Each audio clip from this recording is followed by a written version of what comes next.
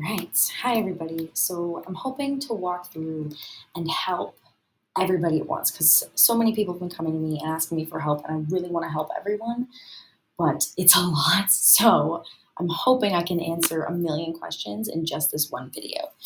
So, first of all, when we're signing into PeoplePath with the scholar's information, just make sure that you put in the student ID, not their email. The email doesn't typically work.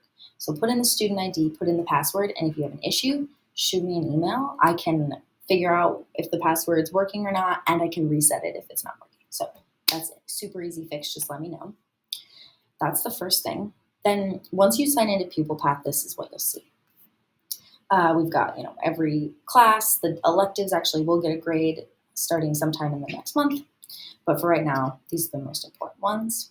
And we've got a lot of red, got some yellow. I know that a lot of people have been concerned about low grades. So what do? Especially early on when there's only a few grades in the grade book. The first thing you can do is you can click on the subject to get a better view. So I honestly typically skip the visuals. They don't tell me that much information, but if we go down here, like this is ungraded assignments, you can skip this as well. This is just future assignments that haven't gone in yet. This is the important stuff. Classwork and participation grades, homework grades, and then assessment grades will go down here for math next week.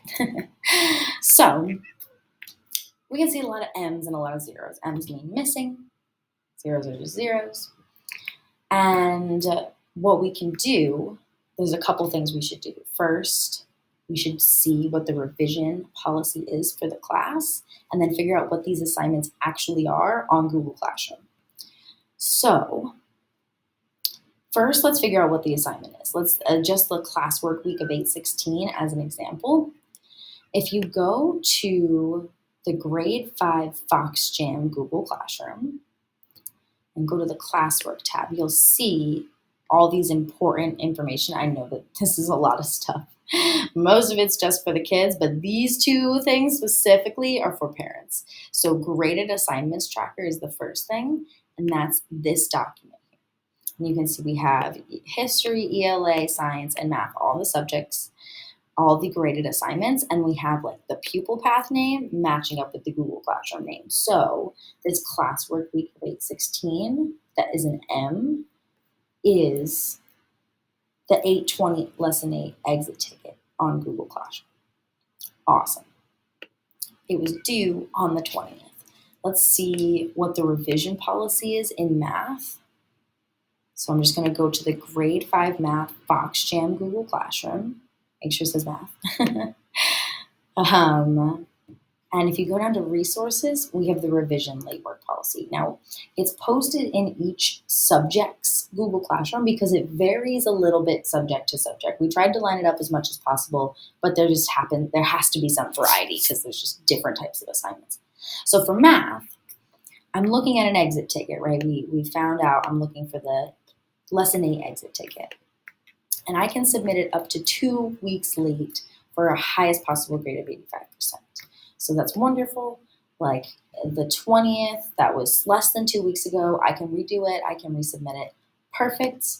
And then if I come down here to revision materials, look at that, the lesson 8 exit ticket. I can open it up, revise it, and resubmit it.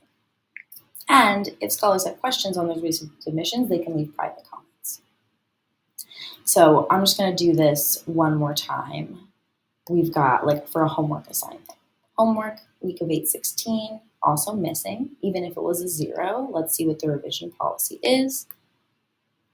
For homework, we can submit it up to 1 week late. So we're pushing the line. We got to submit this super quick. And let's see which homework assignment that was. Well, that would be the lesson 4 homework. So in the Google Classroom, under revision materials, I've got the lesson 4 homework, and we can revise that. So essentially, you'll be using PeoplePath to see which assignment, like what the grades are for each assignment. And then you can use the graded assignments tracker to figure out what that assignment actually is in Google Classroom. And then, once you're familiar with the revision policies, you'll kind of just know like what you can revise and when. And we've got all the revision materials grouped here together too. So even simpler, if you just wanted to do a quick glance at Google Classroom and not go through all this pupil path nonsense, for math specifically, you can go to the revision materials section and just click through and say, oh, I got an 85 on that. That's great. I got a 70 on that. I want to revise that and see. These are all the grades that are actually in the gradebook. I'm honestly not sure how ELA History Science groups their materials at the bottom, but that's what we have this for, right? If you don't know what something is in Pupil Path, you can find out what it actually is here.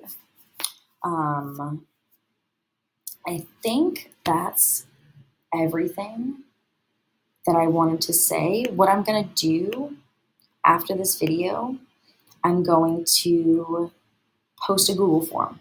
So you can send me questions about the video, about Pupil Path, about all these grades, and any questions that you have, put it into that Google form, because I've been getting a million emails and I'm so afraid I'm going to lose them. So submit it to me in that Google form. And then the last thing I'll say is, once you've dug through the grades and you want to get back to this home page, you just click home and click dashboard. This is that dashboard page with all their grades right there for you. The other thing to note is that the main office has started sending those GPA emails that I was intending on sending all year. So the main office will be sending those, but I'll still send a weekly email with just like one thing your scholar is doing awesome and one thing they can do to improve. So it'll be a little bit less detail from me, but you'll still be getting the information from the main office. Okay, I hope this was helpful. Please let me know if it wasn't, and have a lovely week.